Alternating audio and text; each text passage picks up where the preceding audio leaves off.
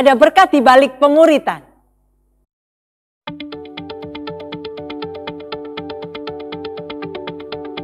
Ada seorang gadis yang memiliki impian menjadi penyanyi. Untuk itu, ia mengikuti seleksi di sebuah perusahaan manajemen artis untuk menjadi calon penyanyi.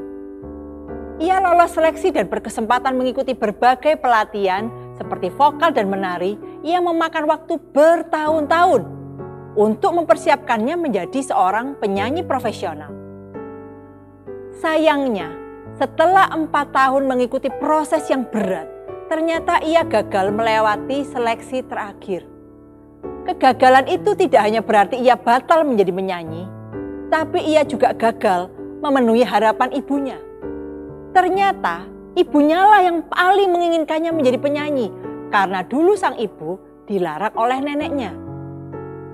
Tidak hanya itu, kemudian ia juga berkali-kali gagal memperoleh pekerjaan karena minimnya kemampuan yang dimilikinya selain menyanyi dan menari. Ia pun sempat terpaksa menerima pekerjaan sebagai penjaga toko busana. Dalam era media sosial seperti sekarang ini, kegagalan semakin menjadi momok yang harus dihindari sekuat tenaga oleh setiap orang. Kalau hendak menikmati hidup, orang terbiasa menampilkan semua yang baik-baik saja dan menyembunyikan, bahkan menghindari kegagalan. Dalam hidup ini, ada banyak hal yang di luar kendali kita secara pribadi.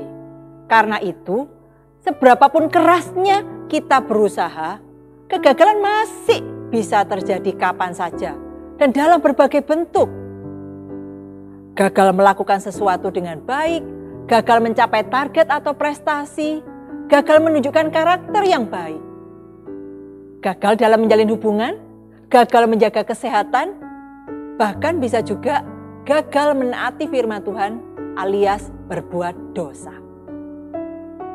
Kita enggan untuk gagal, apalagi kalau sampai terlihat oleh orang lain, karena gagal berarti kita ini lemah. Sedangkan yang kuatlah yang dipandang baik dan diterima oleh masyarakat. Tapi apa kata Bapa Surgawi tentang kelemahan?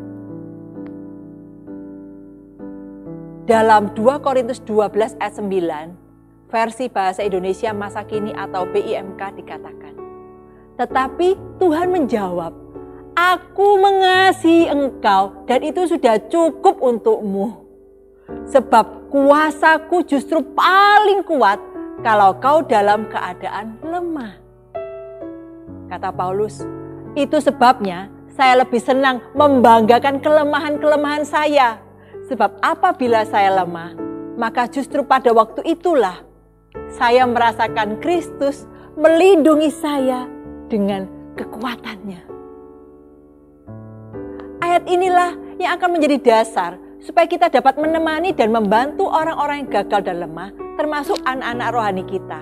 Sehingga mereka dapat bangkit dan melangkah maju kembali. Pertama, ingatkan berulang-ulang dan ulang-ulang bahwa wajar bagi setiap orang jika gagal dan lemah. Mereka tidak sendirian dan mereka juga bukan satu-satunya orang yang pernah gagal dan lemah. Yang kedua, akui dan hargai usahanya. Baik usahanya yang lalu yang saat ini masih tampaknya gagal, maupun usaha yang dilakukannya sekarang untuk bangkit kembali. Sekecil apapun kelihatannya usahanya itu. 3, tetaplah menemani dan membantu jika diperlukan. Bukan menolak, apalagi meninggalkan. 4, ingatkan lagi berulang-ulang dan ulang bahwa Bapa masih terus bekerja sampai sekarang. Juga dalam kehidupannya. Perjalanannya belum berakhir. Dia masih mempunyai proses untuk bisa meraih keberhasilan demi keberhasilan di masa mendatang. Kembali ke kisah gadis tadi, ketika ibu dan teman-temannya menemani dalam kegagalan dan kelemahan, menghargai pekerjaan sederhananya sebagai penjaga toko busana, dan membantu saat dibutuhkan.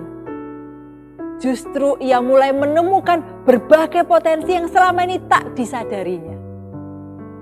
Ternyata ia bisa menjual, membuat program pemasaran, merancang busana, bahkan merias dan menata gaya. Dari kelemahanlah justru kekuatan-kekuatannya mendapat kesempatan untuk disadari dan diaktifkan.